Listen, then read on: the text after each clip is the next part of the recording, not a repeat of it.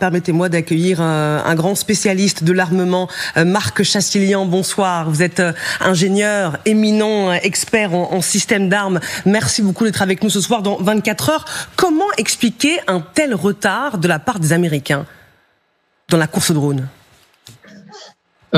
Bonsoir à tous. Oui, alors le retard des Américains, c'est le retard qu'a pris en fait tout le monde. Hein. Voilà. Si vous voulez, il y a eu quelques pays pionniers dans le domaine des drones. Nous en faisions partie il y a 30 ans jusqu'à ce que on décide que les drones c'était pas l'avenir. Donc il y a 30 ans, on avait un avantage considérable en matière de drones et on a tout laissé tomber. Voilà. Et puis d'autres pays ont été plus astucieux ou ont été peut-être un peu plus visionnaires.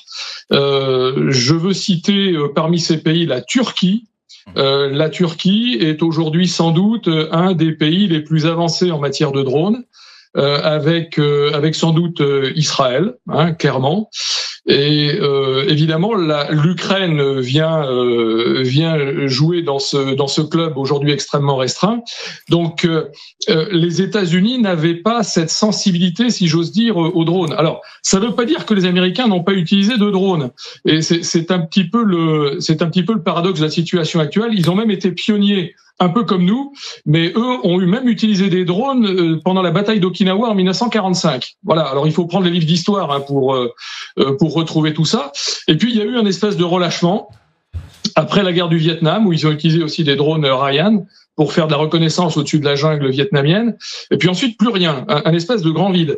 Et du coup les Américains sont à peu près au même niveau que les Européens, c'est-à-dire pas bien loin, et on a pris un retard considérable dans ces affaires. Les Américains se sont concentrés sur le développement de grands systèmes d'armes extrêmement coûteux. Hein, voilà. Alors on les connaît d'ailleurs. Hein, ça s'appelle les Patriotes, ça s'appelle les avions radars, ça s'appelle les sous-marins nucléaires, les porte-avions, etc., etc.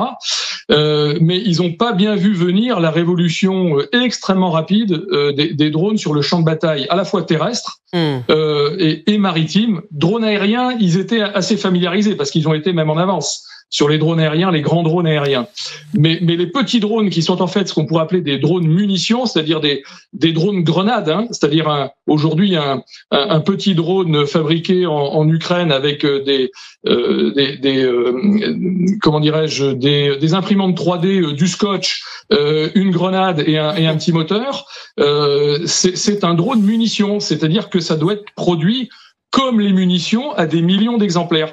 Et ce virage-là, ils ne l'ont pas pris. Voilà, c'est à peu près aussi simple que ça.